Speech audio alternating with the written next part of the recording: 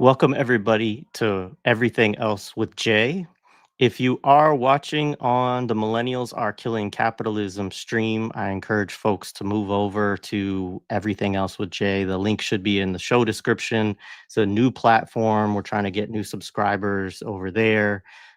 This is a space for different conversations than the ones that we typically feature on Millennials Are Killing Capitalism, which are more focused around anti-imperialism, anti-capitalism, organizing, and things of that nature. And for a long time, I've wanted to have conversations, and we've had a few of them, even on Millennials, about like music or art or obviously we do stuff on critical media studies and that kind of sphere of things. Film with the Imperial 80s with M2 Gant, right?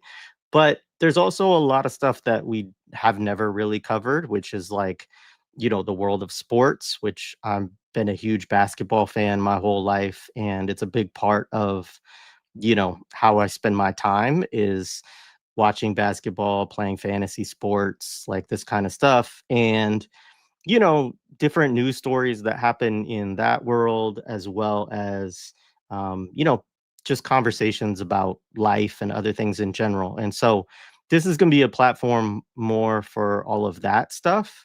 And, you'll see folks that you're familiar with from millennials over the years, of course. You'll also see other folks like one of our guests today, who's been a friend of mine since way before Millennials Are Killing Capitalism. Um, that are just people that I've known throughout my life, right? And so we'll also talk, I think, have a lot of more conversations about music.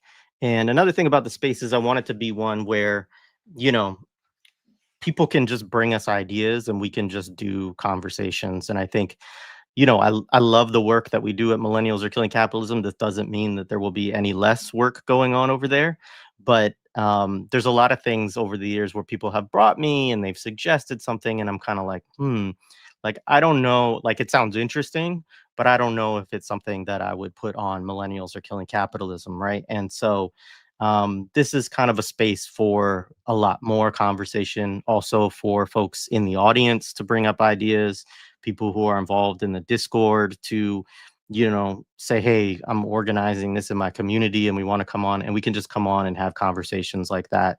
And there's also going to be less planning into going into it, right? So somebody asked if this was an anti-imperialist Pablo Torre finds out, right? Or if it was you know, obviously Chris Rogers, who got a sense of it, said, "Are you going to do a deep dive into Chauncey Billups?" As soon as he saw the opening logo, which of course actually is one of the things that clearly we're going to talk about today.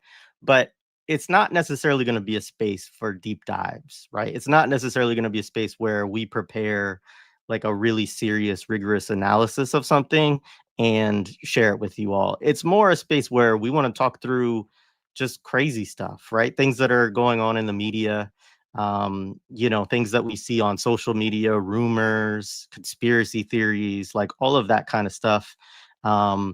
Yeah, somebody said, do an episode about sampling, please. Yes, we can absolutely do episodes about sampling.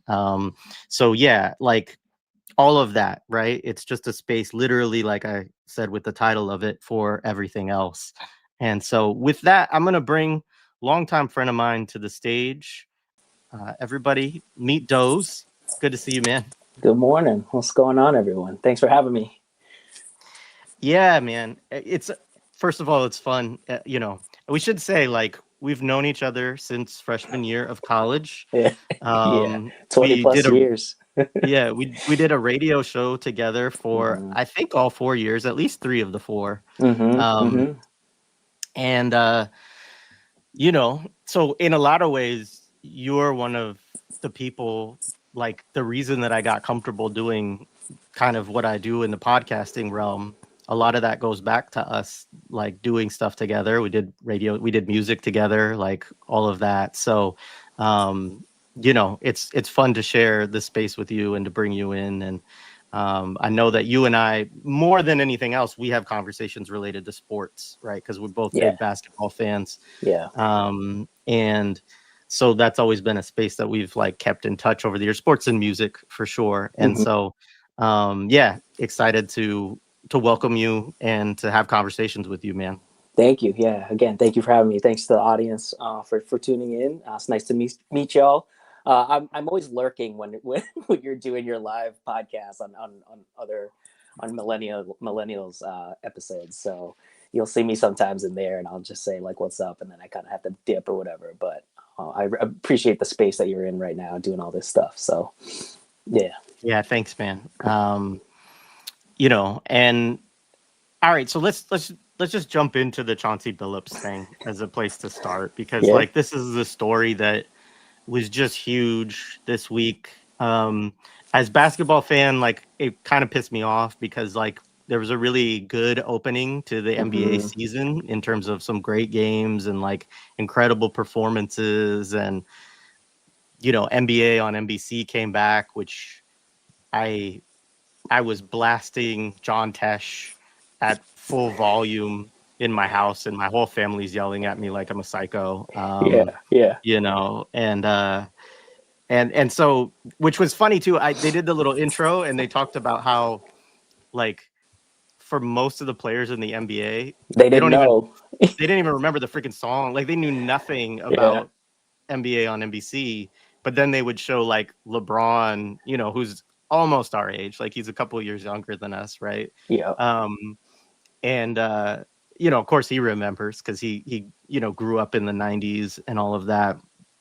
But if you were in the 90s, I mean, that was I have so many memories of like NBA on Saturdays on NBC, watching Inside Stuff, right? And then going over and watching that and seeing the intro with Jordan and everything, and like loving it, but also fucking hating Michael Jordan because he always beat my team.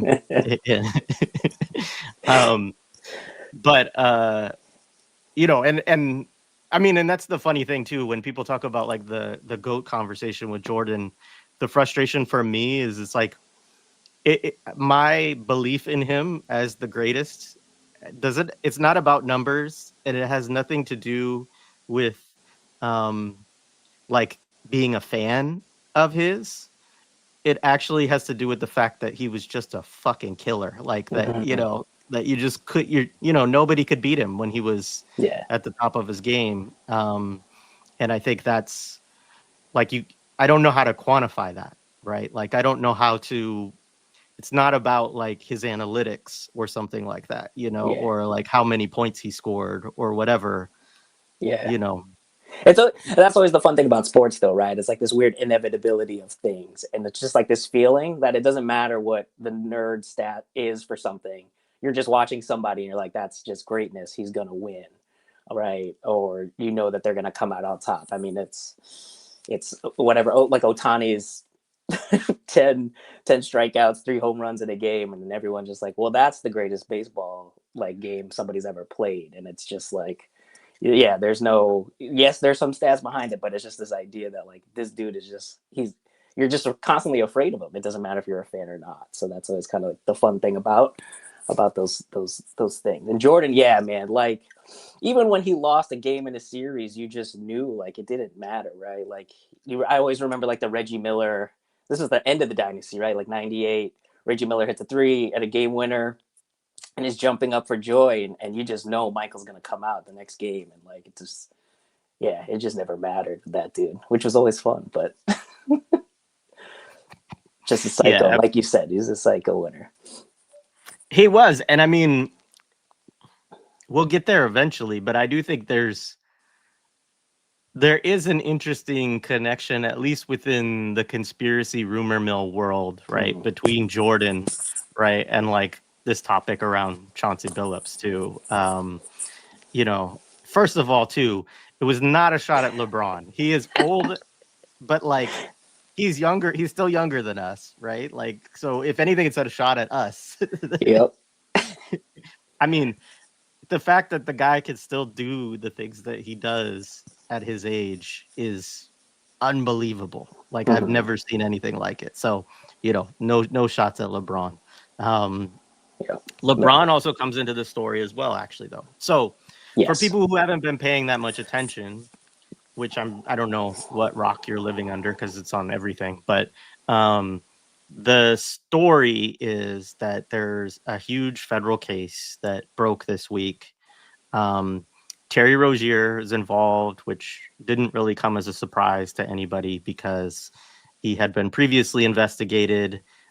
He had been cleared by the NBA, which I have a theory about, by the way, that we'll have to talk about at some point too. Because I don't actually believe that it's like NBA incompetence. I actually think they probably let him go back out there so that the FBI could like further investigate without as many people kind of, knowing what was going on or whatever. Rozier's involved. Damon Jones, right? Yep. Who was like a former teammate of LeBron's. Yep. Was like a volunteer coach for LA at some point, which I was like, Yeah. I didn't know. He was an you could do assistant. that. He was an assistant with the Cavs, I think, during some of the finals runs. I think I sent it to you, but there was. I remember the story about J.R. Smith throwing some tomato soup at him for some reason. So he was there. He was with the Lakers. He was with a few other teams as well, and then he played for like 8 or 9 teams, right? So connections all over the place. Did J.R. Smith throw actual soup at, or was it like a can of soup? Like, what was the? I literally, I think it was like a bowl of soup. I'd have to find that story again, but it came across the Twitter feed at some point. I was like, "What the hell is this?" Oh man. So those are those two NBA players, and Damon Jones obviously is a player / like coach, assistant coach, and then Chauncey Billups, which like nobody. I mean, I don't think anybody had anything on Damon Jones earlier before this either, but. The Chauncey Billups thing really came out of nowhere. I mean, it was. So I'm a Portland Trailblazers fan, which obviously we will talk about a lot on this show over, for better or worse. And it's been mostly worse for quite a while now. Was really good when I was young, by the way. But they had a really good first game. They lost by like 4 points to the Wolves, but it was like really close, and they just couldn't quite figure out how to score late. And so all everybody's feeling really good going to bed, like, yeah, good start. And then you wake up, and the first thing I get is a Shams tweet that Chauncey Billups has been arrested by the FBI, and. I sent it into the fantasy group chat right away, of course. My father calls me in a few minutes because he's like, he doesn't know how to turn off his notifications on his phone. So he's getting signal notifications like left and right at 4:00 in the morning on the West Coast. And he's like, what's going on? You woke up like me and your mom and all of this. And I'm like, Chauncey Billups got arrested by the FBI, and he's like, holy shit.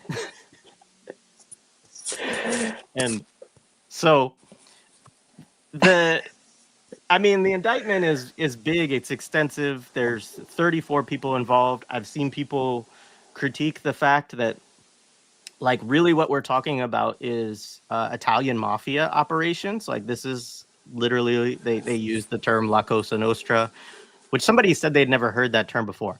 It is the Italian for this thing of ours, right? It is actually just the translation of, if you've never, go watch The Godfather, people, But anyway, it's really their indictment, and most of the people involved or charged in this are Italian mafia members, or alleged, I should say, Italian mafia members. But the faces of this are all Black former or current NBA players. And Chauncey Billups is a Hall of Famer, right? He went into the Hall of Fame just this year. Spring. And obviously an NBA champion. Shout out to the dog. Yeah, I mean, he's a big name. He's kind of the crowning achievement, I guess, of this as an indictment. But I think that's part of it that I want to talk about multiple angles of this. But one of them obviously is that, you know, Kash Patel and, you know, we have an administration and the right in this country, particularly like post George Floyd, just hates the NBA at this point. Like there's always been kind of racism against the NBA as a predominantly black league, as a league where most of the stars are black folks, right? Obviously that's shifted a little bit with like the rise of kind of international play and more European players and stuff like that, but um nonetheless, like, you know, all of the big Jordan, LeBron, et cetera, right? Like, you know, and so, I mean, I think that there was particularly post George Floyd. I mean, there was the whole thing with like putting the messages on the back of the jerseys during COVID and everything, and it just seemed to be a thing where the right wanted to attack the NBA as being like, I mean, I even saw it in the press conference. People in the chat are like NBA DEI, NBA too woke, like, you know, all of this stuff, right? Um, and I mean, you know, it's like this, we're talking at a very kind of superficial level here, right? Because we're talking about how these multi-billion dollar sports conglomerates basically brand themselves, right? And whether that branding is more inclusive or whether it seems to be more, I don't know, like in line with white America, I guess we could say, right? The NFL probably being like the better other example, although there's obviously, you know, it's not like most players in the NFL are white. I don't know the exact breakdown, but, you know, it's like, especially in the skill positions, most of them are not. But nonetheless, it's also everybody wears helmets in the NFL, so you don't see the faces in the same way, right? And I think that there's definitely a political angle here, especially the timing. Like you do this right as the league starts. Like they could have done it 2 weeks ago and it wouldn't have impacted the start of the season in the same way. And so there is that side of things. And I'll stop there for now if you want to. I don't know if you want to say anything about this so far. Well, Jesus. I mean, the administration piece of it all is just kind of ridiculous, right? Because Kash Patel is. I mean, there have been some wild stories about that guy. I mean, I think Pablo Torre did an episode on it with his like hockey stuff or whatever was going on there. But yeah, I agree with you. I think it is. It's weird timing, especially at the start of the league. We were kind of talking pre-show about just this idea of all the streaming services now and all the money that's coming into the NBA with all this. I can't even, I couldn't even watch like the Celtics Knicks game the other night because like I had to like get someone's like Prime password. I didn't even realize I'm a huge NBA fan, right? I've been watching it like since I was 3 years old.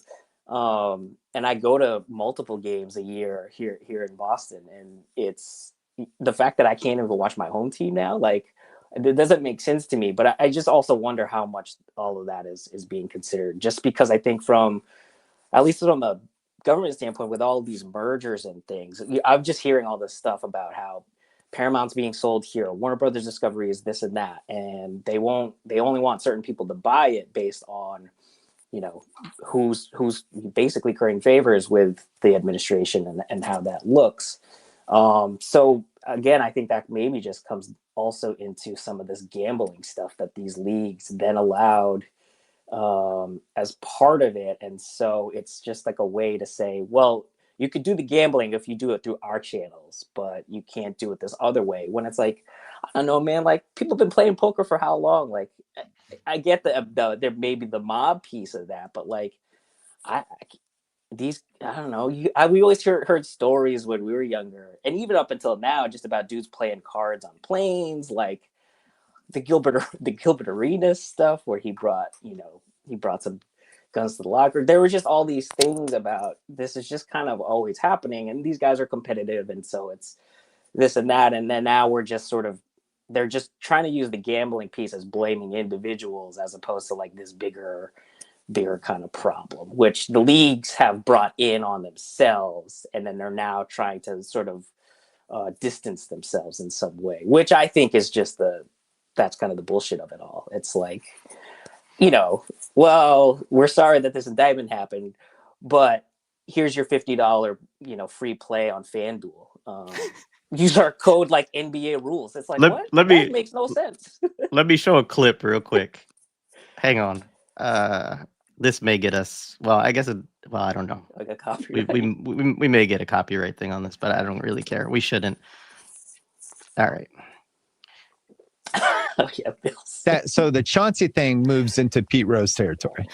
Well, And Chauncey allegedly is in both sides of this, because this is two different things. It's an illegal poker scheme, which was crazy, with x-rays in the tables, and you're putting in tinted contact lenses to see marked cards. Like, shit, I've heard a lot of crazy illegal poker game stories. I didn't even know you could do this That's stuff. what rich guys do to each other. You know what I mean? That's Yeah. rich guy crime on crime. You know who's never played an illegal poker game? This guy right here. I don't believe that. Yeah, that's good intuition.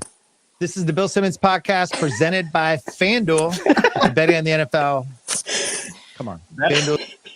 That is literally so that, like, just to be clear, like, that's not edited. I actually was watching that afterwards. And you know, this is the thing, like, this is the piece I wanted to talk about, which is you kind of led into, right? Is like, obviously the leagues have become super you know, they're fully in bed with professional gambling, you know, with legal gambling now. We've got FanDuel, we've got DraftKings, we've got, you know, MGM Sports, like all these big, you know, conglomerates. Casinos are connected in with it often because they have to have like a real casino, usually that's in your location, that's connected in with it, depending on the state rules, right? Like, every state has different rules, and there are a few states where it's not still legal, which I always find funny too with the Bill Simmons podcast, because he'll do things where he's talking about placing his bets, and he wants to be sure that everybody knows that he did it in a state where it's legal to do it. Right. So he's like, when I was in the Denver airport, I placed a bet on da-da-da-da-da. But, like, their show, and this is true for, like, they're not on ESPN anymore. Like, Bill Simmons has his own company at this point, The Ringer, but it's all, like, he's like a 9-figure, you know, wealth at this point, right? They're owned by Spotify, right? I think is what it is. Ringer. I don't know if it's owned. I think it's like a licensing agreement or something like, or partnership. But so there's them, like Dan Le Batard, I think, is DraftKings and his whole, like, media conglomerate, right?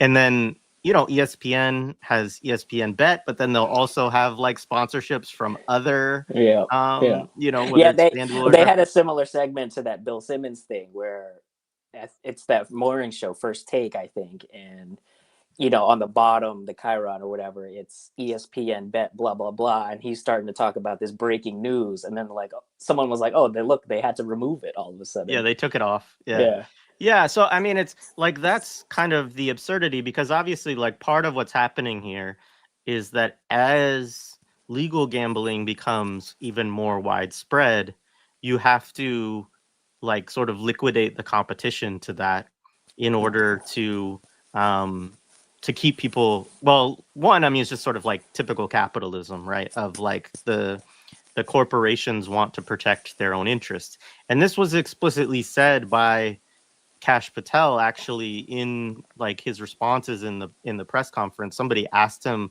like, was there a relationship, right, between, like, DraftKings or FanDuel or one of these sites, and they didn't name which ones, right? But he said, yes, he said they're the victims in this indictment, right? And so, and the guy asked him, is like, well, do you think that a jury is going to, like, feel super, like, connected to multi-billion-dollar gambling companies as victims? Like, do people really care, right? If you're defrauding, I mean, obviously on a flip side, like, it does defraud people who are actually, if games have point shaving and stuff like that, then people who are betting on those through FanDuel or DraftKings or whatever, like, they're betting on something that's rigged and they don't know that it's rigged, right? So, like, that's part of why this becomes, you know, criminal activity, right? But the flip side of it too is that it's like, you know, the NBA and these gambling businesses, which are fully in business with each other at this point, they want to ensure like the integrity and the profits of what they're doing. And the media is also heavily sponsored or, and so it's all being presented in a very funny way. Like I was watching clips of different stuff from, McAfee, who's talking, he, I guess, used to play poker a lot. He goes back and tells these stories about playing poker in Italian restaurant basements in like college and stuff like that, and all of this. And he had some like professional poker player on, right? And so there's all this work that they're doing to say, oh well, it's not poker, right? It's that they cheated at poker, right? Or it's not that they're betting on sports, it's that they cheated and all of this. And look, there is like some line there, I think that's important, right? But it's very interesting because like all of the analysis has to be presented in such a way that people don't question whether everything should be bet on and whether we should be promoting gambling as vigorously as we do now, right? And like, what are the consequences of that? Like, there's not, the closest you get is Bill Simmons' little like 2-second thing every time of like, we believe in responsible gambling. Like, go to such and such and such if you want to learn about that. That's right. Yeah, and again, it's just sort of placing it on the individual, like problematic folks who are doing it, or those. It doesn't even get into like the addiction piece of any of that stuff, and kind of the, how there's no like safeguards for like us to be like, oh, put a limit on this or that. Like they don't care about any of that stuff. It's, keep throwing us money. The algorithms of it all, I'm sure, are probably rigged in ways that it's like, oh, it looks like you blew $1,000 on FanDuel. Here's like another $100 to try and come back, or whatever it is, right? I mean, so again, I'm in Boston, and so like it was legal in Massachusetts, I think, starting 2 years ago. Actually, I think DraftKings started here in Boston, and I think I signed up for it at some point because of like some daily fantasy thing, right? But then as soon as the legalization of the gambling piece started happening, the constant notifications or whatever, if you kept them on about you free bonus bets, this and that, sign up here, refer a friend, any of this stuff to kind of get you into the system to then prey on the addictive piece of it. Is again another piece of this stuff that just doesn't kind of get involved in it, which is where a lot of the NBA stuff and this illegal gambling or the illegal card games comes into it too, right? Because with the Jonte Porter stuff, wasn't a lot of it about he was in so much debt from some of the card game stuff that this is why he was doing these rigs with his buddies or however that kind of played out. And that's a different level of just, someone's kind of down a path that that's completely detrimental to all kinds of things. But there's no support for that, or the NBA is just like, well, now you're banned. So that seems kind of messed up to me in a way that doesn't make sense. Yeah, I mean, this is the thing, right? Is like, and this was part of the issue with a lot of the ways this gets covered, right? Like Charles Barkley just called them idiots, right? And like, referring to like Chauncey, Jonte Porter, I didn't mention, but yes, he's also involved in this. He's the brother of Michael Porter Jr. And then Terry Rozier, right? And like, on a simple level, we can all say like, yeah, it doesn't make a lot of sense for guys who are making, I mean, Jonte Porter made the least of any of these people involved because he was a two-way player. Like he's like barely, into the league. But the rest of them are multimillionaires, right? And so, but I think the problem is, what's up, Alex? What up, y'all? How y'all doing? Good, man. How are you? Old as shit. It's early as hell. What up, though? What's up, man? So we're just talking through some of the gambling stuff. So I mean, one of the things like is that this gets presented as a moral failing, right? Or it gets presented as there's something wrong with these people or they're stupid. But there's not very much discussion, one, about like what gambling does to people psychologically, like how it feels to gamble, how it feels to win, how it feels to lose. And then there's not much discussion either about like, which may come out more in the case, right? But what actually led these people to get involved and to do the things that they did, right? Because that is a huge question for me with like Chauncey and Terry in particular. Like, this story can't start at the moments where they like told somebody's going to be out for a game, or, you know, start doing illegal poker games where money's being taken from other rich people, which I do like referring to that as rich on rich crime, because it is. But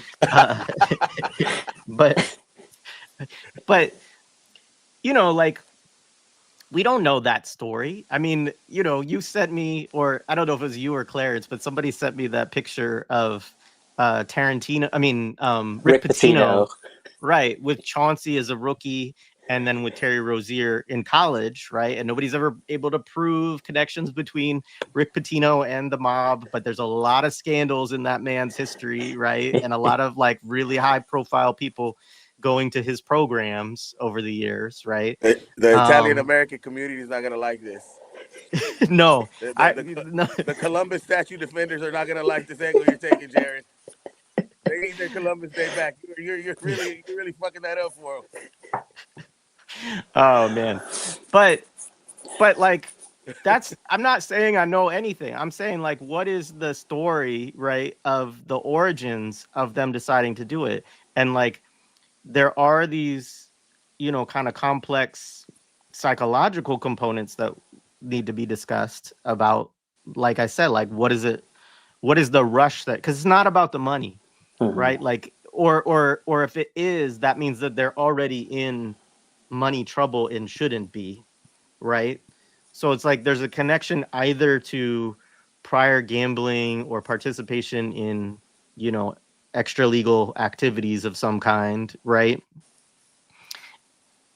There's something that either psychologically or like materially that the mafia has on these guys in order for them to be participating in this. And I think that's the other piece of it that's not, you know, not being discussed at all. And that's, you know, they're presenting them as stupid, right? Because like for Charles, like it was a funny back and forth between Charles and Kenny, right? Because Kenny was like, gambling is an addiction, right? And he just went on, and you could see Charles like getting really uncomfortable and like huffing and puffing. And he literally said, "You're making me mad." And Kenny's like, "That's fine. You're probably about to say something that's going to make me mad too, right?" But Charles was like, "These guys are stupid. Like, I gamble all the time, right? It's not a problem to gamble. It's just sort of like they just did something dumb, right?" And I think that, look, I'm not here. I've had these apps as well, right? I don't like it. I don't necessarily like the way that it makes me feel one way or another, or the like when you win, you know what you feel, and then losing money, like, but this feeling is quite intense at the same time too. And like the way that you watch sports differently. And this is part of why I wanted to bring on Alex too, because I know that, like, you know, he does this. I dabble. But yeah, you dabble. Yeah. But yeah, so Alex, what are your thoughts on this, man? Hey man, that shit is an addiction though. Like, all bullshit aside, like that shit that Kenny said, I don't even know. I haven't been watching anything, because part of the reason is like for me, I mean, that thing that Jared is talking about, people don't talk about that. I mean, people can escape in whatever they want to escape in, right? But like the reality is, you know, capitalism makes the conditions for people wanting to escape and not ever be present, right? So they make more extreme these kind of behaviors, right? Like, because the conditions are much more extreme. And so to see it at that level where people got money to do that, right? Like, you realize, like you said, it's not about money, right?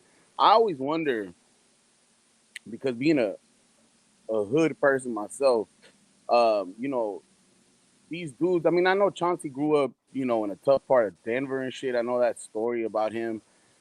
I don't know anything about Terry Rozier, but like one of the things, and this might seem like a tangent, but one of the things that I remember is there was some person who talked about, y'all remember the Donald Sterling, you know, racist tapes with the lady with the face thing, the face shield, right, like his little side piece, and uh Mm-hmm. and it was the playoffs, and the Clippers were in the playoffs. It was the Blake Griffin, I think, right, like, Lob City uh, uh, Clippers.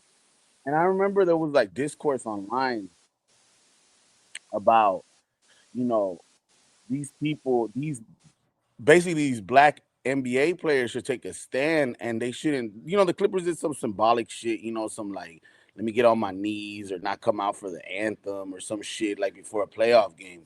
And I remember people like, oh, these fools aren't real, like, man, you know, and people start bringing up Kareem Abdul-Jabbar and, you know, all this other stuff.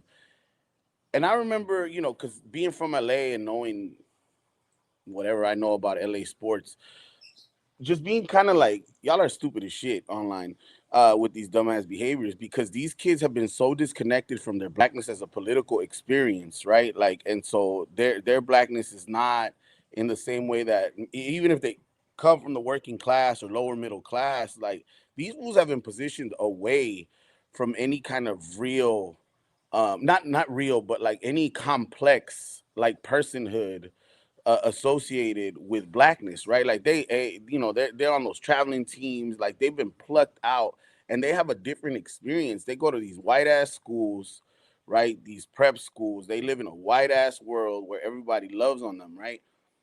So I say that because when I think about, like, you know, everything about associated with the mob, to us, that shit is cool as hell. And if you already kind of like a nerd, right? Like there's that kind of you know, attraction to this lifestyle that, you know, like you may never have really lived, right? That intensifies the high of the gambling, right? Like I can't imagine, because, dude, I just know people just talk too much. People talk too much. You know, people move their lips too much. Like Terry Rozier looked like a yapper. You know, he looked like someone that just yap. Oh, you know, I'm fucking with the mob and shit. I could just imagine that shit. Of course, that's speculative and shit, but like, if they knew, like, I was seeing some video this morning actually, right? They were saying they caught Terry Rozier like the first day. Like, ain't nobody betting no Terry Rozier unders. Like, I don't, you know, I never was like, oh, you know, and after you're traded in March, like any gambler knows, like those March NBA games don't mean shit.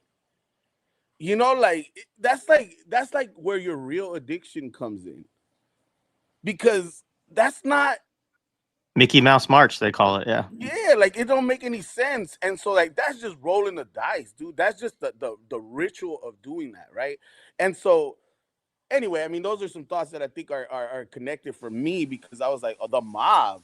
Like at first, you know, when Jared, I sent you, you know, a couple of those screenshots, you know, like making fun of the DraftKings shit, right? Like I think that's the facile, basic, surfacey level critique that people can make, right?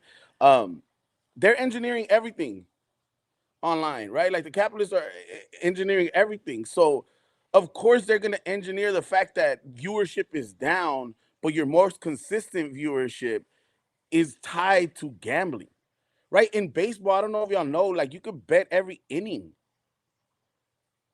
You know, like last year I was in Yankee Stadium betting every inning, like, yeah, there's gonna be a run here. And I'm like, and I go to game 3 of the World Series, and that shit is accessible on my phone, right? Like, and I'm like, please, Yankees, don't suck so bad. At least score something. I'm like the coach in Apollo, when Apollo got killed in Rocky IV. Get up! Yankees, get up off the floor. This is just me talking shit about New York fans. But anyway, I'll shut up. But You could, I mean, with us, you could talk about New York fans all you want, Alex. good. Like every Yeah. day. A safe space, This Yeah. is a safe space. a brave space.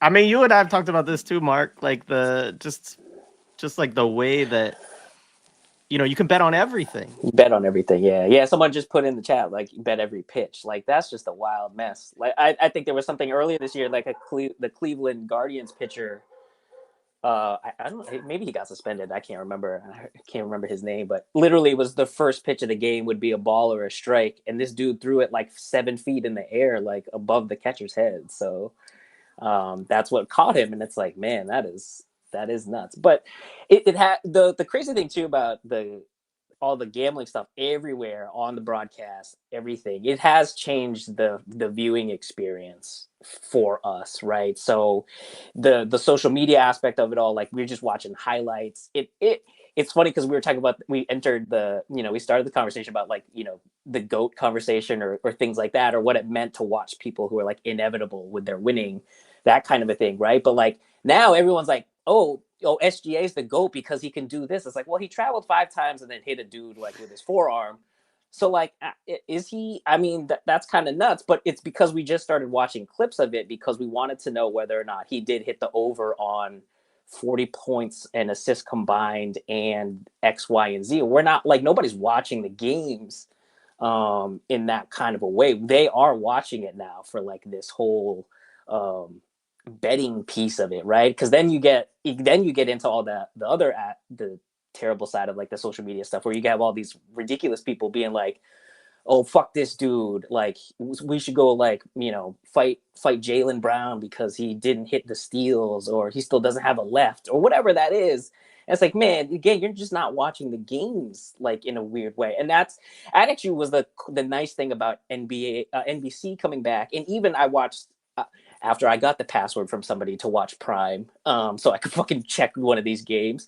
Like these dudes were actually just doing analysis. Like they were like, here's what the defensive breakdown is. Like Steve Nash was like, yo, if you put Cat at the post, here's why he can do the. I was like, oh, that is just such a better experience. And like you can't get that from a clip. You can't get that from, just being like, oh, he's going to hit the over on threes tonight. And it's a shame because it has altered our conversations about sports.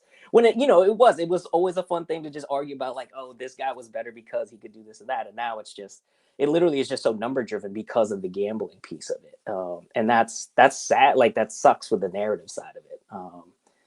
So anyways, that's kind of where some of that thought led me to. Yeah.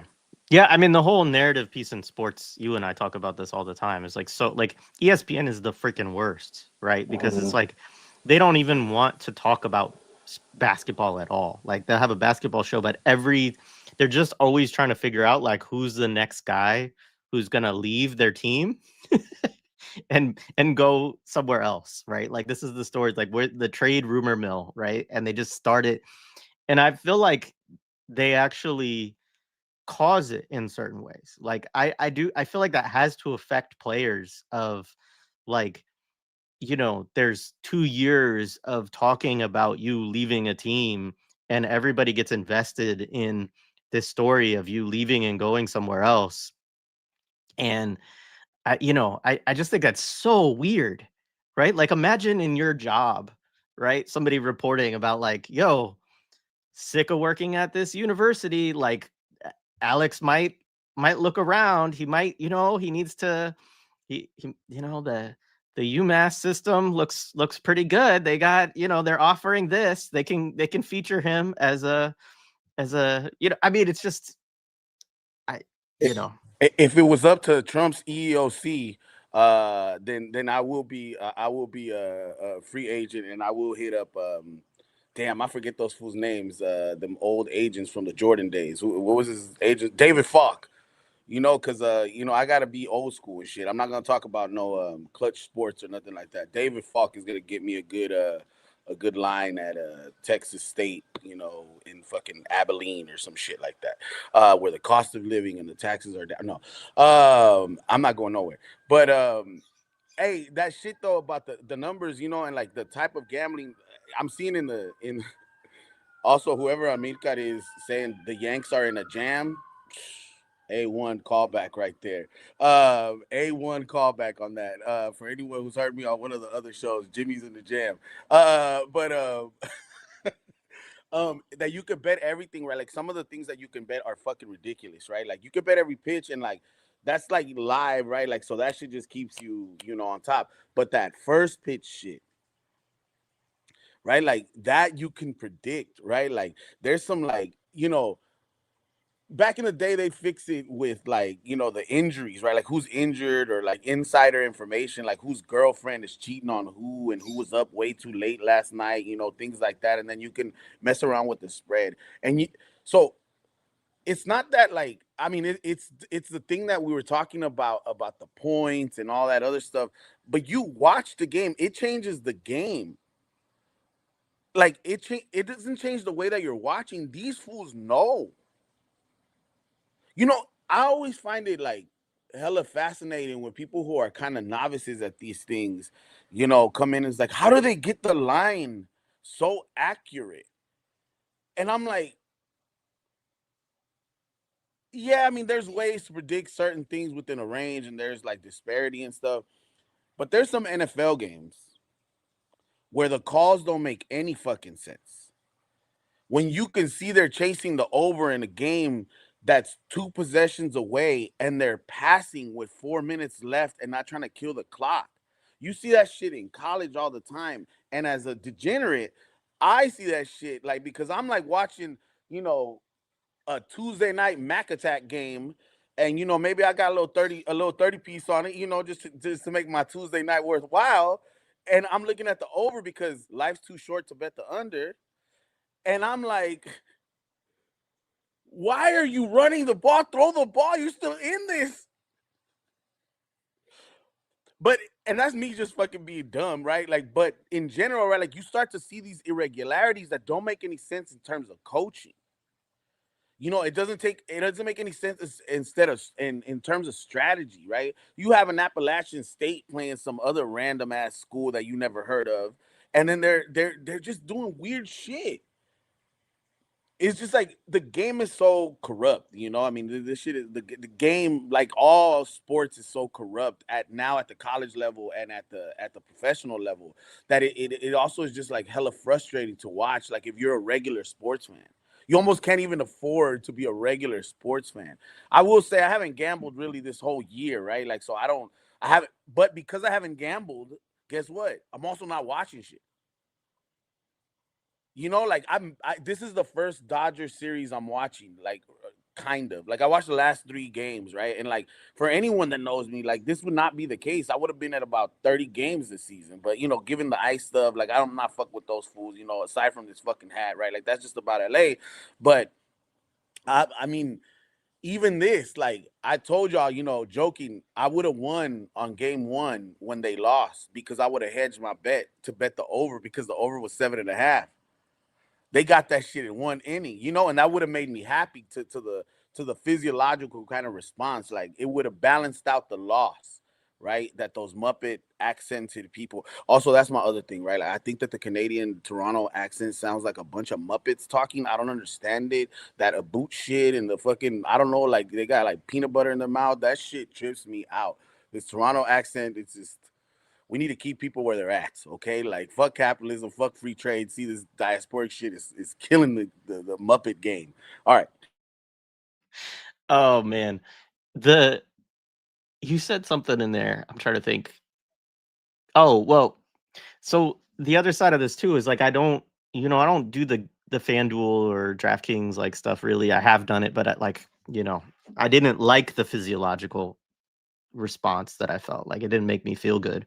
And the compulsion that you feel like, oh, like I could, I won, like I could really, it's like but I could see how you can feel how strong those feelings are, right? And you can see how certain people like, and that's what I mean too of like, I mean, you can talk about it in terms of addiction, but I think more important even than talking about that is just saying there is this psychological, physiological thing that goes on, and different people are going to react to that differently, right? And um, the piece you said though about evening things out, like fantasy sports is what does that for me too, which is also its own version of gambling, if we're being honest, right? Like it's usually not as high stakes as might be in some of these other formats, or you're not betting on as many different outcomes, so you don't have as much of a potential to win or lose a lot of money. But it's like, oh, on a nightly basis, yeah, I'm going to root for my team, but I'm also rooting for all of these individual players all around the league on different games, which also does the thing Alex was talking about, which is like that makes watching the whole league more interesting to me. I like watching it as a basketball fan, but also I have like a personal investment in, you know, what's Malik Beasley going to do tonight. Speaking of a person we haven't mentioned yet, I will say the clips from Malik Beasley when that initial like indictment or whatever came out, which I think will eventually get wrapped back into this. I feel like that's still, you know, a piece of this that they haven't. The clips of him like running down with like 2.5 seconds left to get a layup that didn't matter, you know, and stuff like that. You're like, oh no, there's no way that this guy is not involved in some kind of bet on, you know, the over or whatever, you know.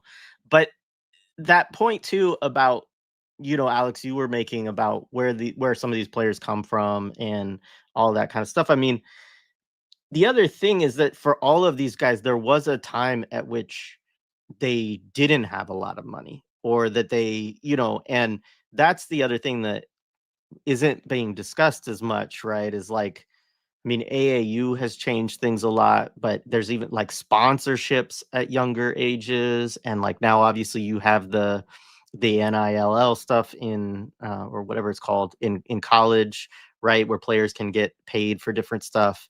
And but before all of that, there was always this kind of like, you know, oh, I mean, the famous story of I think LeBron got like a Hummer when he was in high school, right? Like that was like, and it was sort of one of the reasons that's not talked about why he didn't even consider going to college, right? Is like he probably could have gotten in trouble, right? If, you know, and so these kind of things, I mean, the movie Blue Chips, right, was like a bad 90s movie about all of this stuff, right? But you have people in, you know, it's not always like the mafia, right? But just like people that are involved in illegal activities, right? Who want to give players money in exchange for something, right? And um, so I just say that to say, like, we don't know where this story started with any of these people, you know. All we're hearing about is like a point in time that's way down the road in their lives at which it doesn't make any sense, admittedly. Like, why would Chauncey Billups tell somebody that Damian Lillard is going to sit out in a season that they're tanking, you know? Now, maybe that's just a random conversation and he actually wasn't trying to, you know, get money from gambling and all of that, allegedly, right? Um, but I'm saying like you can't start the story there because then it does seem quite absurd. But we don't know and we probably never find out the extent of a lot of that. But that goes on and it has been going on forever. And I think that's like that's one of the things, as well as what you talked about, Mark, earlier, which is, I mean, I mentioned Jordan earlier, but there were always stories about Jordan and gambling, about Jordan and poker. I remember stories. I mean, I think this is even in, I don't know if it made it into the documentary because he really curated that thing, but like he went down to Atlantic City like in the middle of the finals or something like that, and or the conference finals. Conference, yeah, against Conference the Knicks. finals against the Knicks. Yeah. More New York slander. Yeah. Which I have to say too, just quickly, a Trump angle. There's all kinds of history of direct connections between Donald Trump and the Italian mafia in New York, right? And like these are documented things and things that he's even talked about, of basically like, yeah, like if you want to be in the real estate business in New York, you have to have some involvement with these people because they you know, control the labor unions and the construction business and all this. I mean, this is what he's saying, right? So I mean, that was part of what I was in my mind. I was like, I'm like, is this getting back? Like, was he in one of these illegal gambling games and got a bunch of money taken from him? And now, like, these are the kind of things I start to wonder on just like a simple, like, interpersonal level too, of like, because I don't think that many people were paying attention to La Cosa Nostra before this story broke, or even knew that there was much going on there. Yep. This goes back. I mean, now we're just doing the conspiracy stuff, but the Donaghy scandal, right? So this is early 2000s NBA, where the biggest example. Tim Donaghy was a referee, for whatever 10 plus years or 15 plus years by that point, um, and he was questioned quite a bit because of some you'll know this, Alex, the LA Lakers and Sacramento Kings playoff Yes. series where I think the Kings went up 3-2, and then in game 6 the Lakers shot like 50 more free throws or whatever the hell it was, and it just kind of came out, and then it really came out that he was fixing, like he was telling people, and other referees, like, we got to call it this way tonight because X, Y, and Z. The funny thing is that apparently this is again now a different conspiracy, but he's boys with Scott Foster, who's one of the veteran NBA refs, and there's multiple connections there that they're trying. I think Pablo Torre maybe is starting to look into that, but that should be funny. But That would be great. Yeah, go ahead. No, so I was just thinking about that, and like, why didn't this dude ever come up again for any of this other stuff? Because that seems to me too, like if we're talking like a mafia angle, there's a lot probably involved from that point.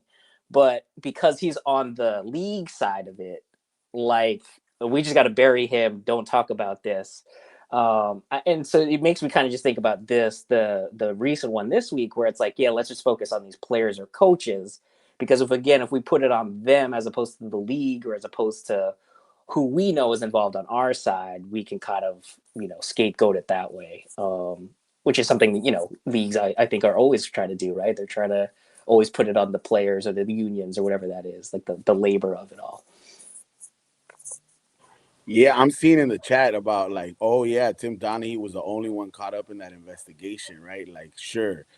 It reminds me of the San Jose police union exec, the lady that looked like Kitty Foreman, that was bringing in fentanyl from China and shit, and they did all this investigation. And I teach this in classes, right? But like, or I talk about this in classes when I'm talking about the police and the drug war and all of this stuff. And the there's these video clips when they find that information that this lady is having fentanyl delivered to her house, like, and they show her picture, right? And then they interview in the local news clips the police chief, or like somebody big in the police union also, right? She was the CFO or the CEO of the union, or some like big ass like person in the union, right? And I was like, she must have been a criminal mastermind, of course, right? And the guy's like, we're so upset that this could have happened here. And then they go to like the investigation notes and stuff, right? And they're like, well, she was using the Wi-Fi at work. She was using work computers to send the text. Like, she was saying, do you want the white pills or the blue pills? Like, she wasn't coding her language. Like, surely it was just her, like the criminal mastermind. Like, everyone knows what's going on. Like, this is like an open secret. So like in all these different things, right? Like, they're always gonna throw one of these people out the bus. And I was watching another one of those documentaries on Netflix, which was about sports gambling and college basketball a long time ago. I forget the name of it, but it was this guy, and it was like in 90, maybe like 93 or 94 or something, and then his career just derailed afterwards, or something like that. But I think he got paid like, they bought him for like $6,000 or some shit, like, or like $20,000. I was like, man, I should have been fixing games back in the day. What is this? Like, it was so wild, like how little like you had to pay these dudes, right? And like, it's still relatively so small based on what people have, right?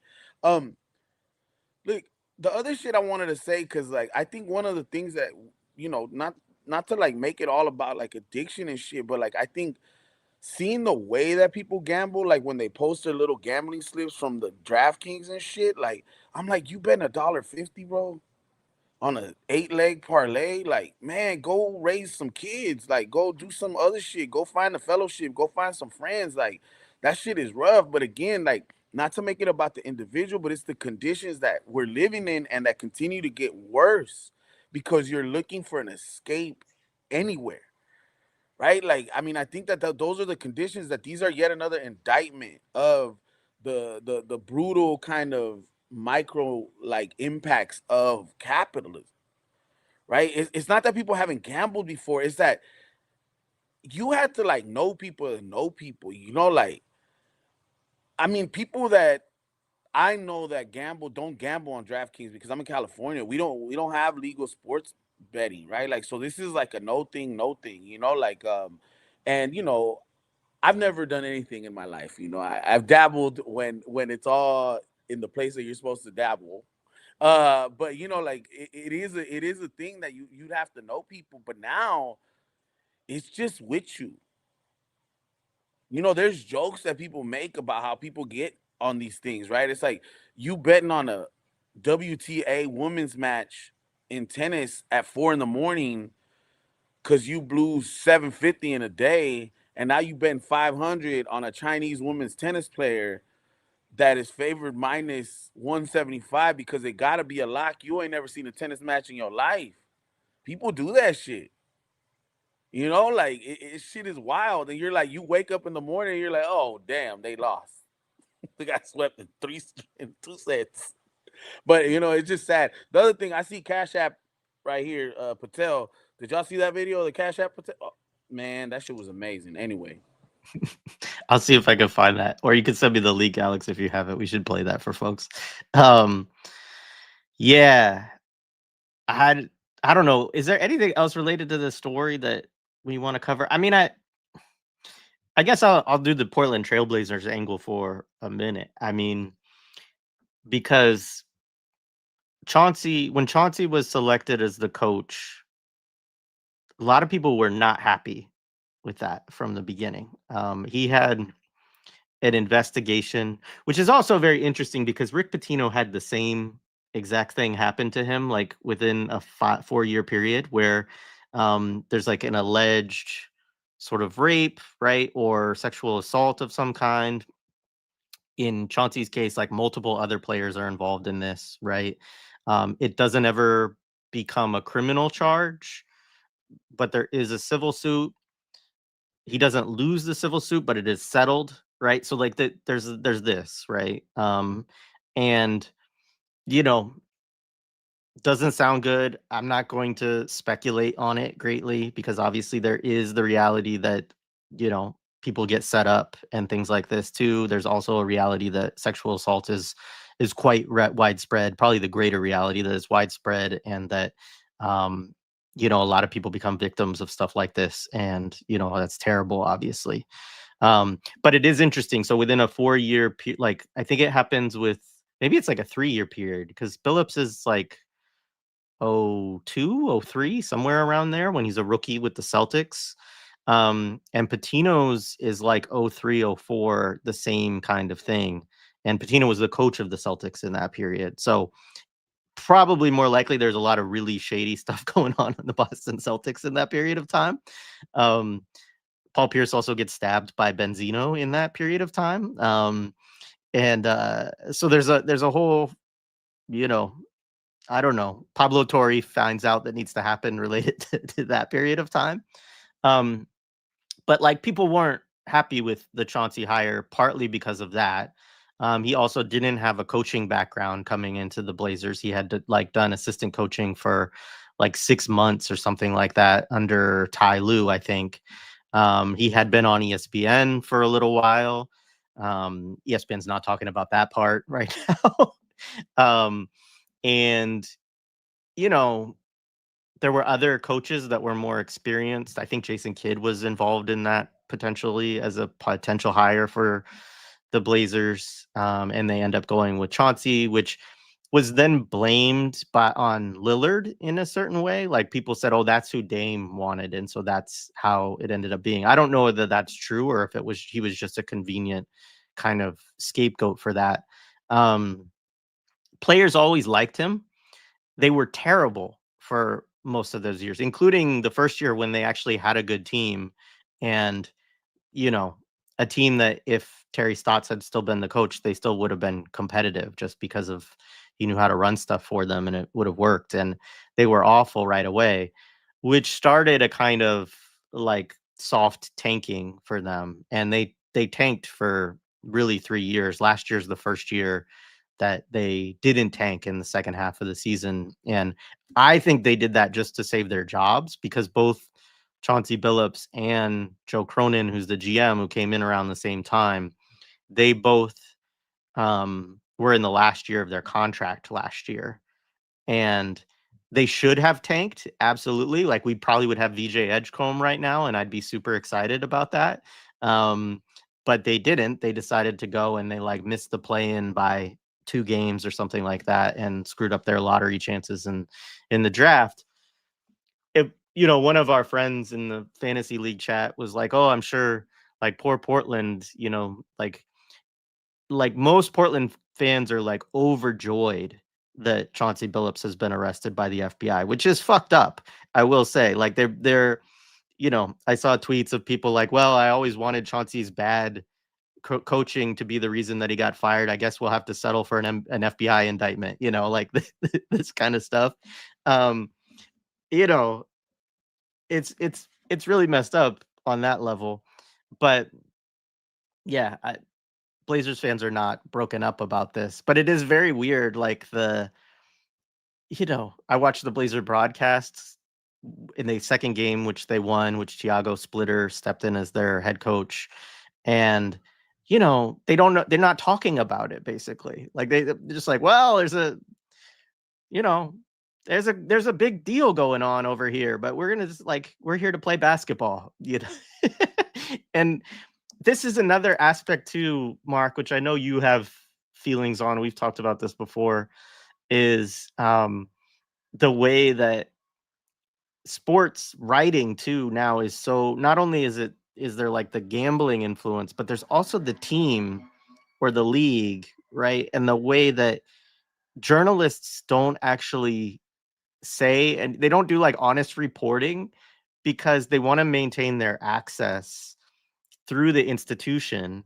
And a lot of these people actually work for the team. Like the Blazers media is freaking horrible, like as a whole, because either they're trying to be obsequious to gain access to these players and these coaches and stuff like that for interviews and things, or they're just employees. Like, so it's like, it'll be a podcast, but it's actually created by the team, with a team employee, supposedly doing the reporting. And it's just like, it's such a mess, and it's painful.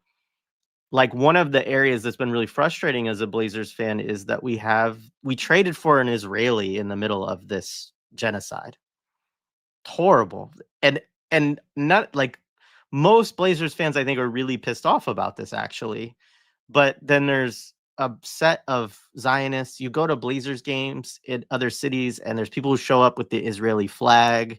Like, it's a whole thing.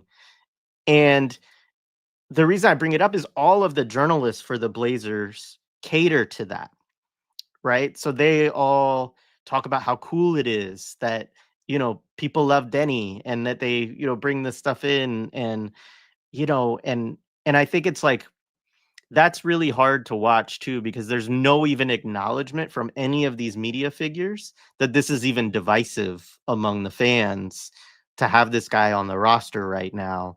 And I shout out actually a couple of people in the Boston circle, because it was Al Horford's sister, I think, is like pretty solid anti-Zionist. Oh And yeah, then there's she gets a lot of hate online for some of that stuff. Yeah. She does, yeah. But shout out to her for doing it too. And then and I don't know what Jaylen Brown has said publicly, but he at least, I think, gives some kind of acknowledgement to it. But then there's also some reporter, and I'm gonna try to find her name. She's a woman reporter associated with Noah Dalzell, who I mean, she's sort of employed by Celtics something news, and they are sort of the arm of the organization, right? Where it's part of this whole let's control our brand piece of it. They are a little bit more critical, I think, of the organization as from a basketball standpoint than I've seen previously. I mean, they're not as terrible as some of the sports talk radio guys who just complain about everything, but they do decent reporting, but yeah, no, Noah is very kind of, she calls out a lot of different things, and I know actually she's part of some of the fundraising that's going on for some of the folks in Gaza and things like that. Yeah, I think that's what I saw. Is I think they did something for the Samir project. Both Al Horford's sister and her also like were promoting fundraisers related to the Samir project, which like again, like it's just stuff that I would love to see. Like Portland is known historically as a pretty progressive city. There obviously are like there's a lot of anarchists there. Like people know. I mean, you know, Trump loves to send troops in there to Portland just to piss people off, right?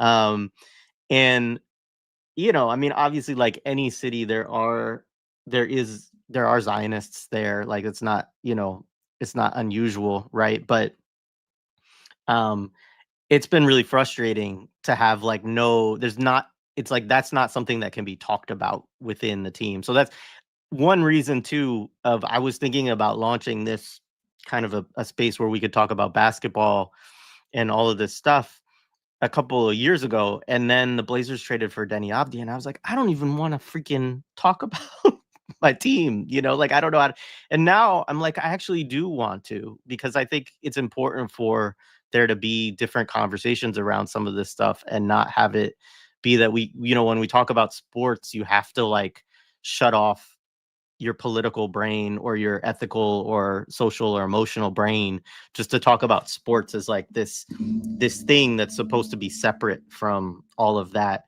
And so, you know, part of this being launched as like a separate project from Millennials is so I can talk about with you all and other folks like more sports culture, pop culture kind of stuff, but also yeah, it's just that frustration point too of how so much of this media is just dominated, I guess, by the capitalist interests that, you know, control it or sponsor it, and that piece of it.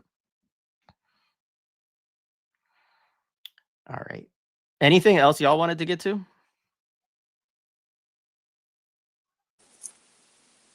There's some good comments in the chat, but I think that's Okay, like a whole let's other, do that. that's a whole like another episode though, I think. Just the Which one? Well, the Israel involvement in the NBA and things like that. I mean, that going back to some of the folks who are owners or whatever, ownership groups and things like that. But that's definitely something. Yeah. So one of the things that I've been talking about with some people that I would like to do is actually do some deep dives into ownership groups, right? Like who are these people? What are their interests? I have a whole, you know, my own version of a conspiracy theory around the Adelson family and Luka Doncic going to LA and him dropping 40 triple double on Israel in EuroLeague and all of that kind of stuff.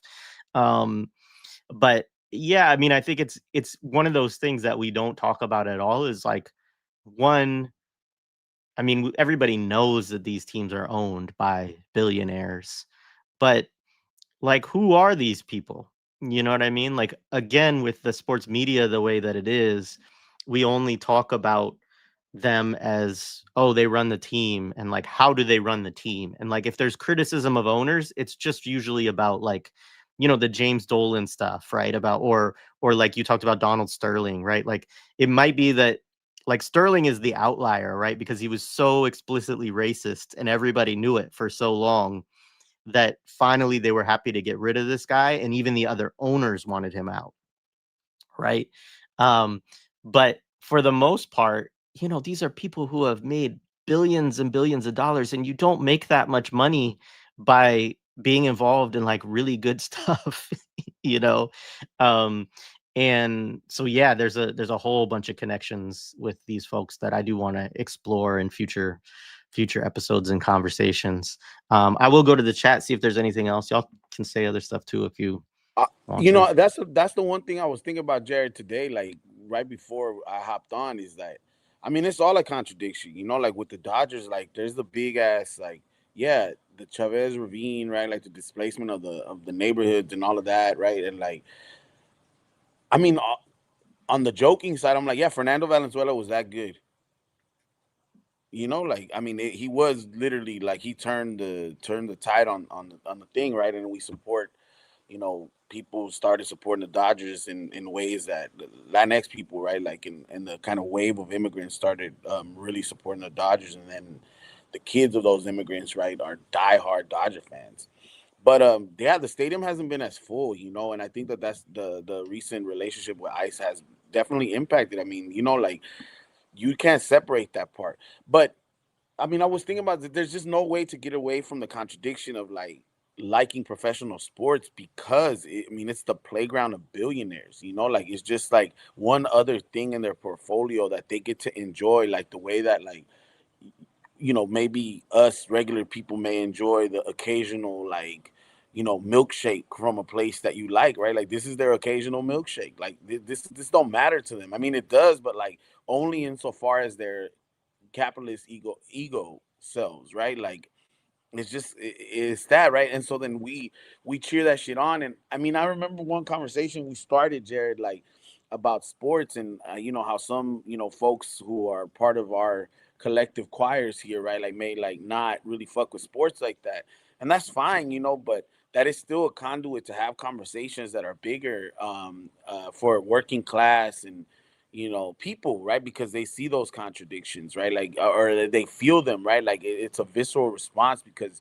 there's so much nostalgia tied to these sports, like I wish I didn't know anything, about any of this shit, right? Like when cheering like the Dodgers group who owns this shit, right? Like when knowing, when people started learning about Donald Sterling, like, and learning about the dealings of discriminatory housing, right, in LA, and the gentrification that he was part of long before he was recorded of saying anything anti-black, right? Like he was perpetuating the processes that lead to the disproportionate over representation of black folks in Skid Row in LA.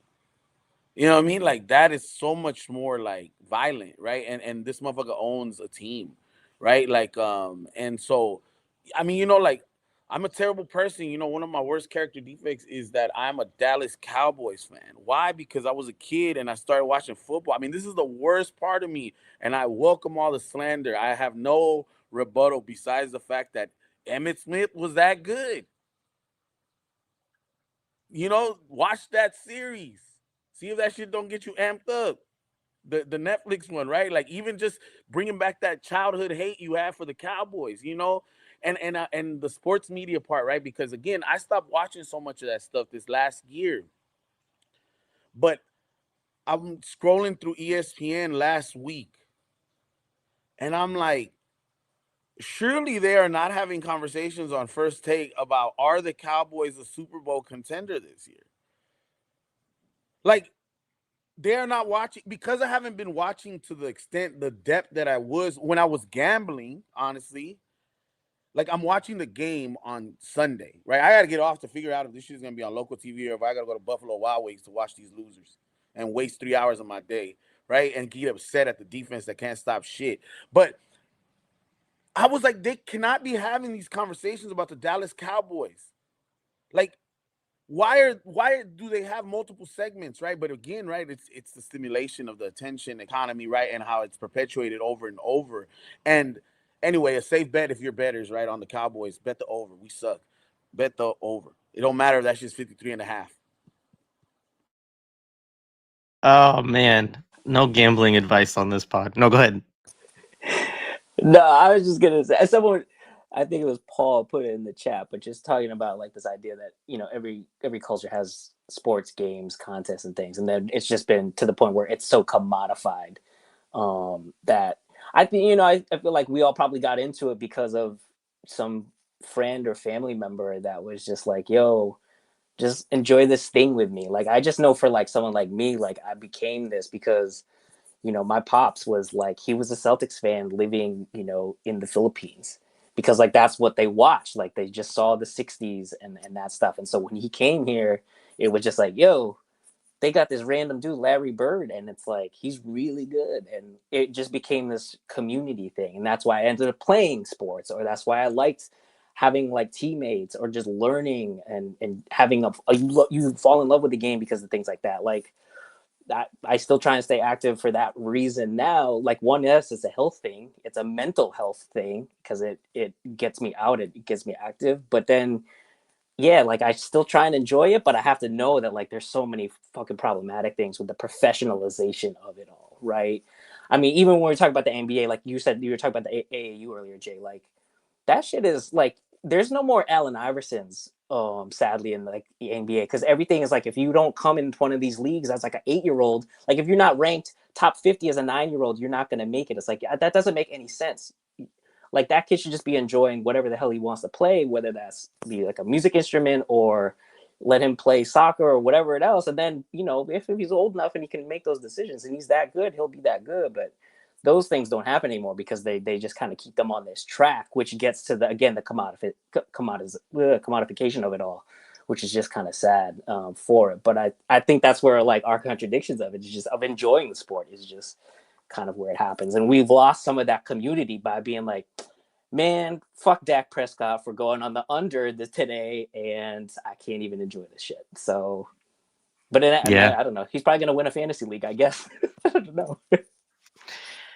Yeah, I appreciate that. And I think, I don't know. I mean, it's where I would like to have some different intergenerational conversations too, because I feel like our generation has a specific relationship to this stuff growing up in the time that we did, and some of what we had access to and didn't that kids do now, right? Like, so it's like we didn't come up in the era when we had cell phones or tablets or a million electronic devices like pulling our attention, right? And so like, yeah, we had video games, we have TV, and we could talk about the things where people from older generations were like, oh, the kids are all losing their minds playing these devices and stuff like that. So like there is an intergenerational part of that kind of story or critique.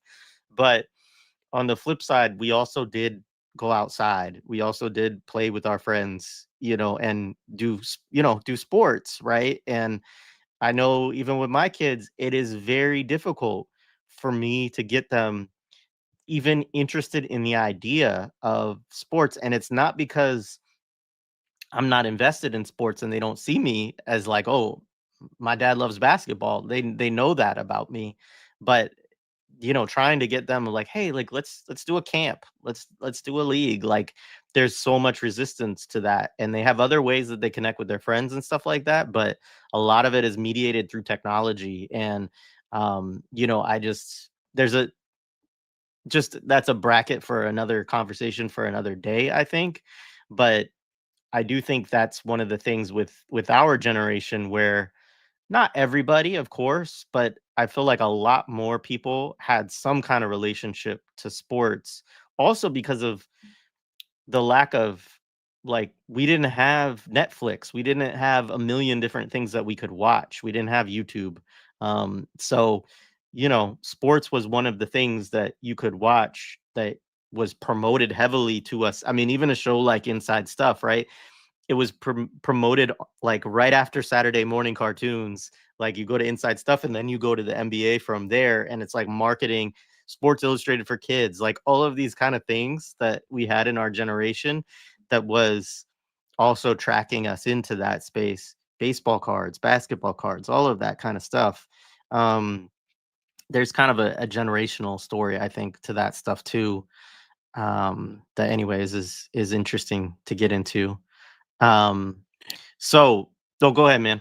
Hey, that shit you said too about baseball cards, man. When I was a little kid, like there was that purity, and I never thought about that. What you just said, and I mean, I think about it sometimes, right? About the like sports and like, or not sports, but the tablets, and we didn't grow up with like all kinds of clips.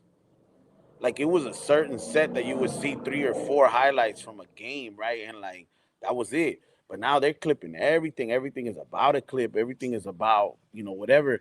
But you talked about the baseball cards and the basketball cards, man. I was a little kid that was making my own like fantasy team with like the tops, baseball cards with the basketball cards, right? I would read stats on the back, and like learn them. I was one of those nerdy ass kids. I'm a spicy brained individual, so I'd remember all kinds of random ass stats. And like the baseball cards used to have like, and he grew up in Pensacola, Florida, and blah blah blah blah blah. Size shoe, whatever, just random shit on there, right? But even the fucking sports card game right now is fucking commodified, where it's a gambling ethic, right? Like to flip with the limited edition holograms, and you got these grown ass men elbowing little kids, for a fucking box of, whatever the fuck, right? Like, so everything has been reduced. All that stuff that was probably not pure back then, and I also wanted to say is like the cynicism now that exists, like versus like I was so ignorant, I was a bad kid in some ways, but like the innocence of the sports arc story also was so like you just took me back, man. Like one of my biggest memories was like the inside the Sports Illustrated kids, right? Like remember they had the posters and shit, the pull out posters, and I had a bunch of them. Me and my nephew who grew up like brothers. Like one time we got in a fight, and they would never like my nephews would never like disrespect me like that, even though we were like almost the same age. But one time he got like hella pissed and he grabbed my fucking posters off the wall and he ripped those shits. And I remember just being like, so I was about to kill this fool, like it was like we're like 10 or 9 or whatever, and I'm about to kill him. These are like my prized possessions, maybe it's because I grew up working poor, but like these are things that were really special to me. And I don't see like a lot of special shit. Everything is so fleeting and ephemeral in this moment, right? Which makes sense why the gambling also is so addictive, because it's fleeting and ephemeral. You can bet on the next pitch. You could bet on the next quarter. I mean, you could bet live on the quarters, right? Like the over under again, right? Like, I mean, I'm bullshitting about all that. Like, please don't gamble. That shit is a terrible way to live your life. But like, it is exciting, but like it's also so temporary, right? Like, and so there's that part that again, like when I think about myself as an organizer, how do you sustain people's momentum? How do you sustain like and invite young people's momentum into something when it's like they can lock in for 5 minutes? And it's not just young people, it's all of us, right? Like you could lock in for 5 minutes, like you could lock in for 10 minutes, 15 minutes, but that shit is gonna pass. And it just intensifies the way that like, like the governmentality of it all, right? Like it just indoctrinates us to this new speed, right? This new intensity where you're trying to like, I gotta grab you and I gotta keep you but know that I have to re-grab you because you're gonna squirm away, and I didn't have that before, I didn't need to know how fucked up Brett Favre was. You know what I'm saying? Like Brett Favre was just a country boy in 1996 when I'm in the hood in South Central, and like he got a draw and he's just white trash and he's poor like me. But now it's like I know way too much about Brett Favre. You know what I mean? Like way too much about Brett Favre. All those different things, and I like those documentaries, but because I'm an old man now, if you would have shown like all that information to 13-year-old me, and I would have been into it, it would have ruined so much for me. So again, right, like that cynicism is also like a sign of the times, right? Like you want to be cynical. You want everyone to lose hope, and I don't mean that shit in a cultural studies way. I don't mean that shit in that fake, faux, fucking, make mountains out of molehill shit, but like hope as a praxis, right? Like for reals. Like, and again, I know there's problematics or like shortcomings in understanding that, but like it's hard to maintain and walk with a dignified sense of hope in a culture that is just perpetually like, hurry the fuck up, like hurry the fuck up. I need my next hit. My life fucking sucks.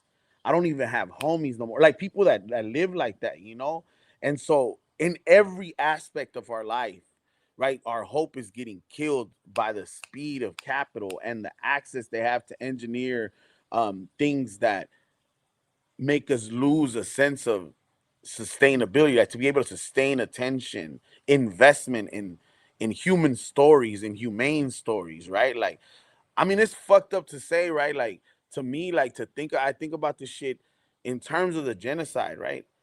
It's the dreariness of the genocide that has invited people to come in, and the sustainability of like how violent it is over time, right? Like I imagine that that's what's kept people's attention who had never been able to pay attention. But if you talk about Palestinians growing plants amidst the rubble, people ain't trying to see that shit but for like a 1-minute TikTok. And that's what's going to rebuild the spirit of them people, because that's what rebuilds that that kind of knowledge and those kind of practices are the things that are going to maintain people over time, and that shit is hard to sustain.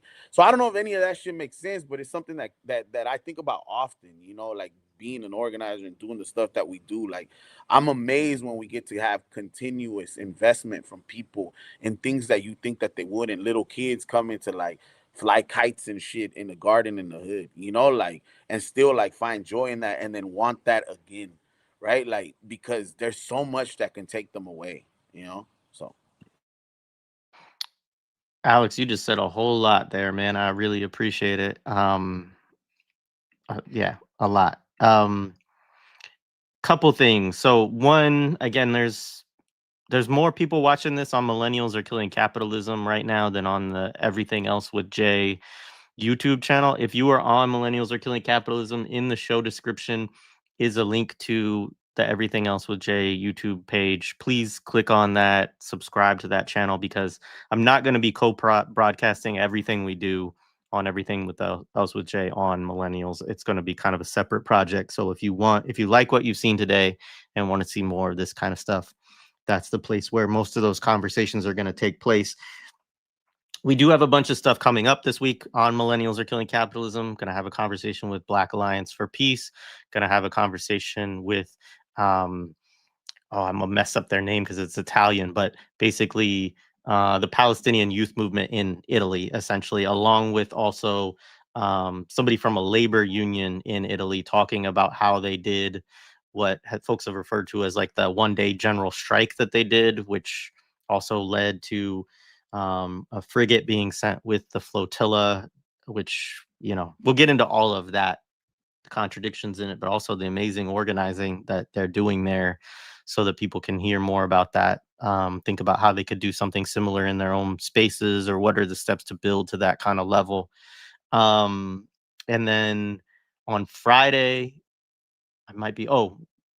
Wednesday, Lara Shihai is going to come back. We're actually going to talk about something that a lot of folks, I think, will be interested in, which is how to maintain psychic militancy when you are under repression at your job or for organizing or everything else. Is like, you know, a lot of people are getting, you know, having administrative, you know, processes to try to get them fired or suspended or any of that stuff. A lot of people are dealing with federal charges around the university related to pro-Palestine, you know, organizing and activity and that stuff. And then we'll talk also about other angles of that, right? Because there's also the kind of extra legal components of it. Some people who are on Millennials have been targeted by the Manhattan Institute, which then creates these like rage bait clips and articles. And, you know, this leads to people being, you know, getting harassed essentially by kind of right-wing mobs and stuff like that. So we're going to talk about all of that and like how, like what that does to you psychologically and how to try to maintain some sense of clarity and everything amid all that kind of stuff. And then, which is something I should say Lara understands based on her practice as a psychotherapist and psychoanalyst, but also as somebody who's faced a lot of those kind of charges herself in different campaigns. And then on Friday, we have Nick Estes coming on to talk with us about the 1988 version of The Blob. So that should be a lot of fun on Imperial 80s. We had a really good Imperial 80s episode on Friday, this past Friday too, with Dylan Rodriguez talking about Prince of Darkness. Even if people have not seen that movie, just hearing Dylan talk about the Catholic Church and child abuse and pulling John Carpenter film into it and all of that, like it was great. He did a great job.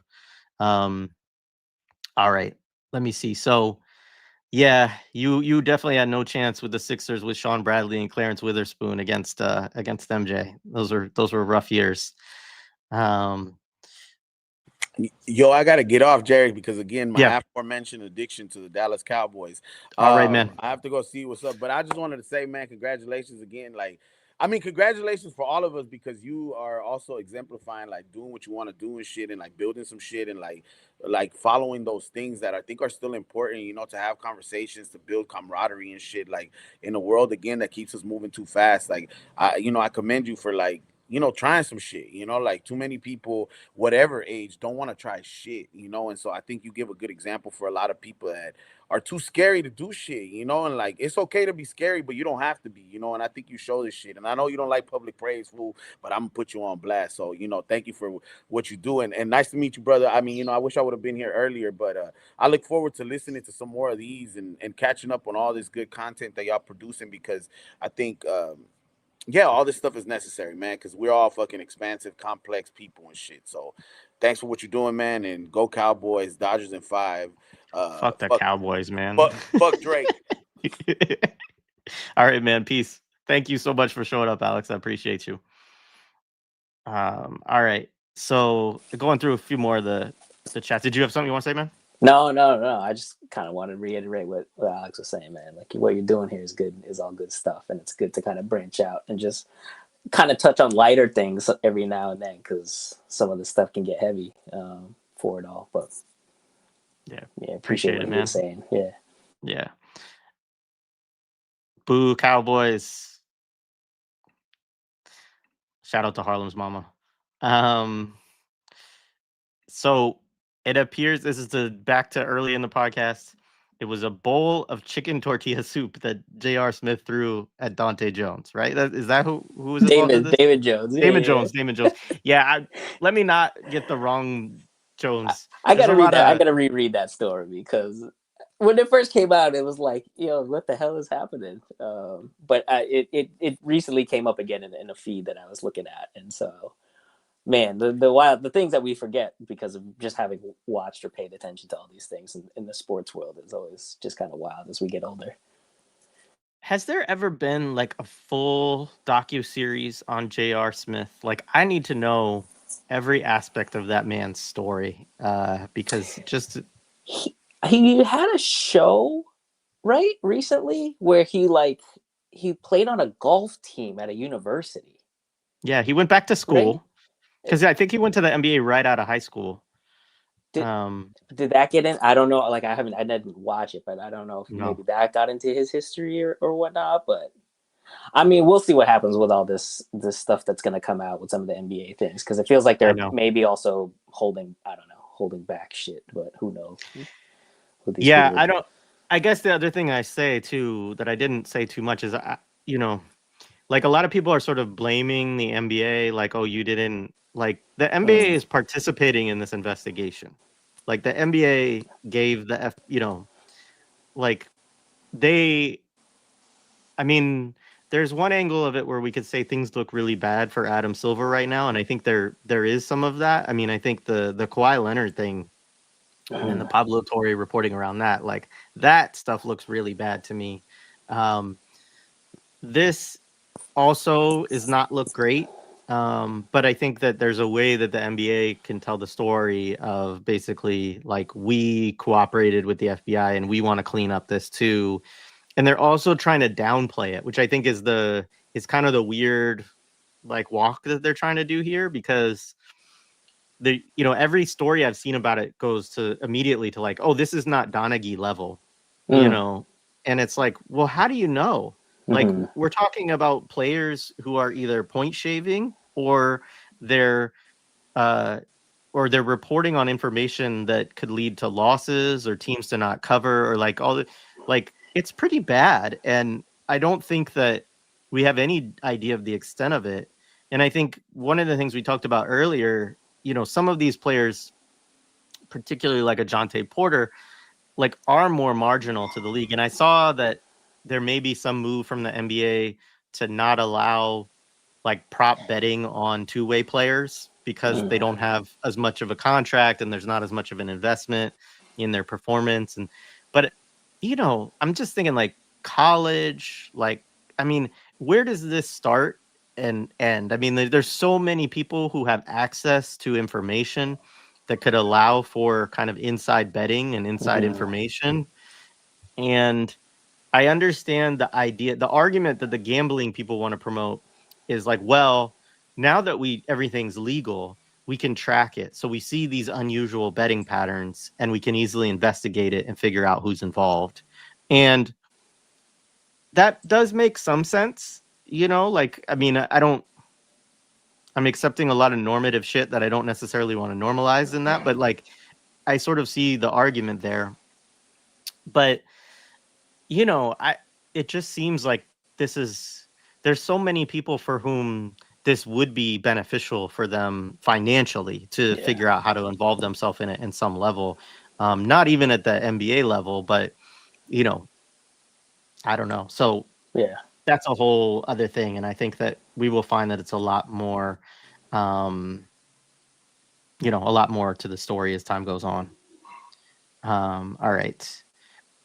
Jay, a Jailblazers fan. Listen, I was a fan in every era, right? Like, so my fandom goes back to the 89-90 season, really. I mean, my father was a Blazers fan. I grew up in Oregon. There's no other, now there's like a couple other, there's like soccer team or whatever, but when I was growing up, there was nothing. Like, professional sports, the only team we had in the state was the Blazers. So that's part of why basketball is most important to me of all the other sports.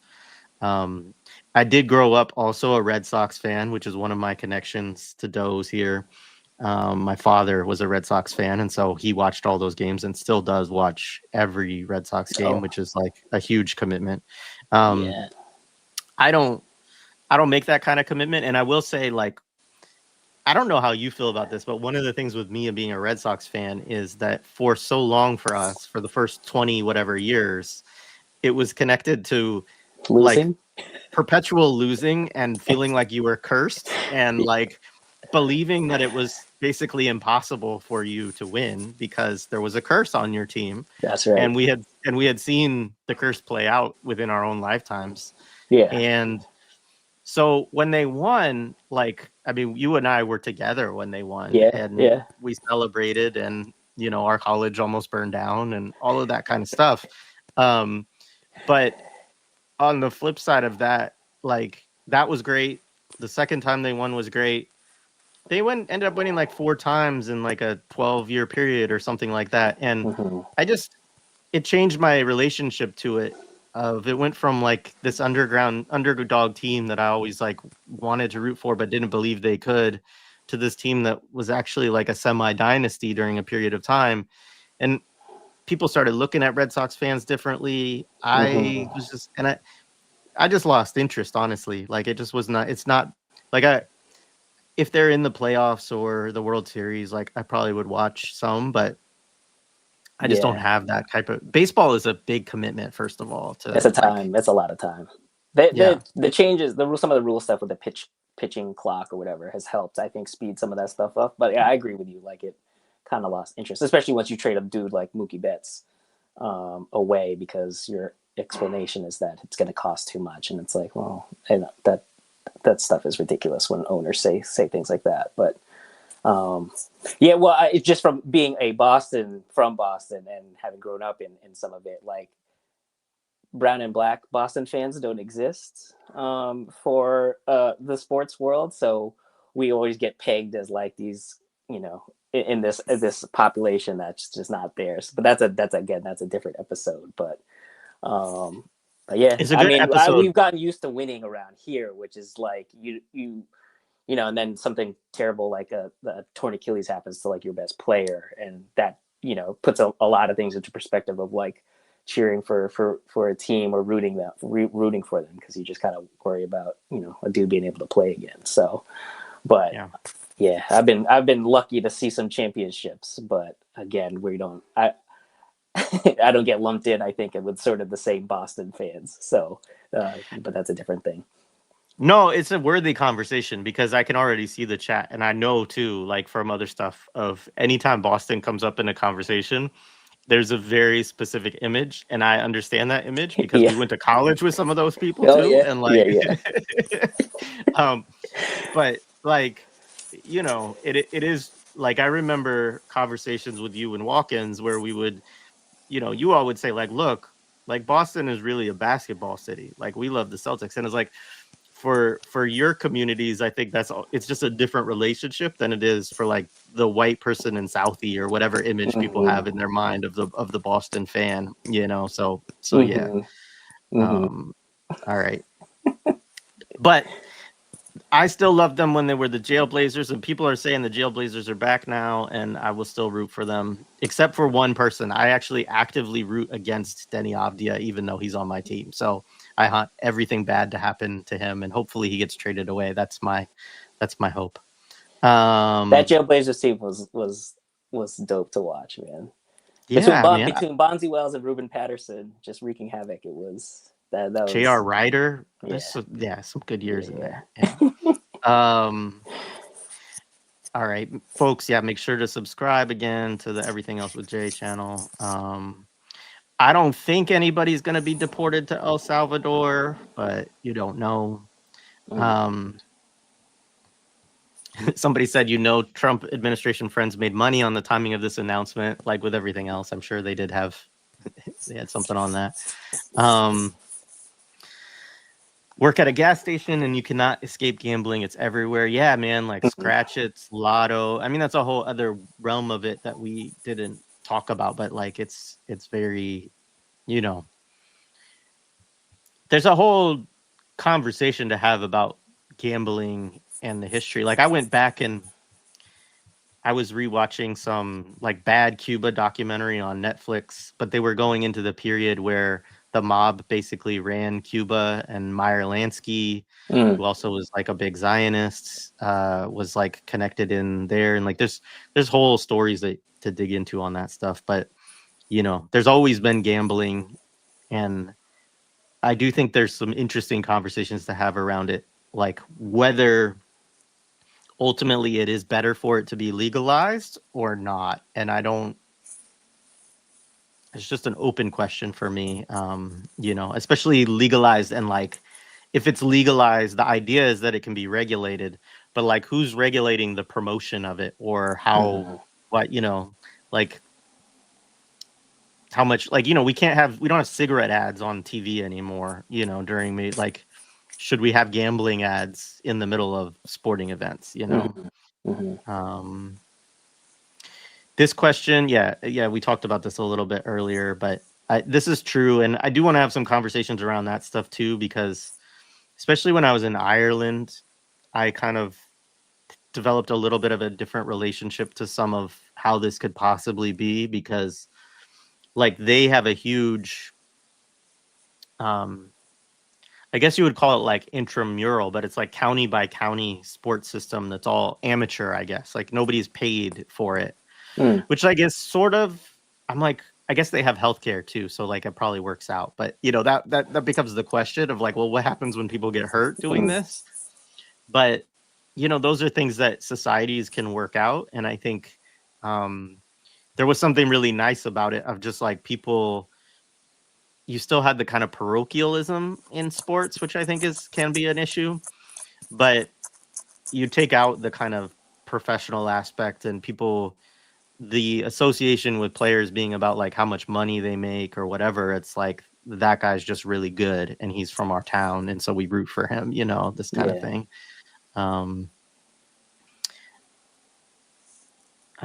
This piece too, NFL's imperialism is on another level with the pride and all that. It's true.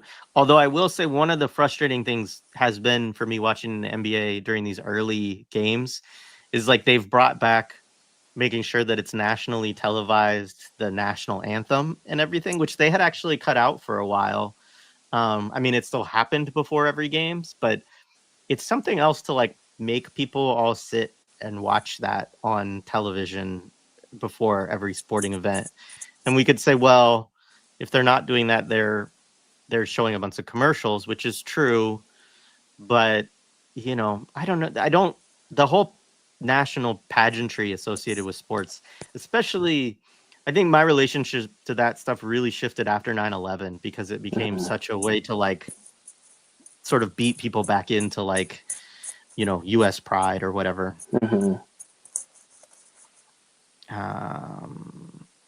All right. other good comments in the chat, but I think we will. Yeah, 19-year-old son spends 12 hours a day on video games, and then we go out on basketball court, and he works me over. Apologies, man. You know, I don't know what to say about that. Like, I think I could. I have to try. I should force my 16-year-old to come out and play. I think I could take him, but maybe not. Like, you know, he doesn't play, but he might be able, just from his like little limited like PE knowledge of basketball, be able to beat me, given he's taller than me and more athletic at this point. Oh man. All right, man. Thank you for this. This has been great. Chat, appreciate it. And shout out to Alex too for joining us. Yeah, man. More of this soon. I don't know when we'll be back, but we'll try to do episodes, you know, on a semi-regular basis. So, you know, make sure that you subscribe and all that good stuff. Or good looking also, out, Jay. Yeah, thank you much for coming through with me. Also, I just want to say there is a Patreon just associated with everything else with Jay, which is in the show description. So you also can support that if you want. All right. Peace, everybody. Peace.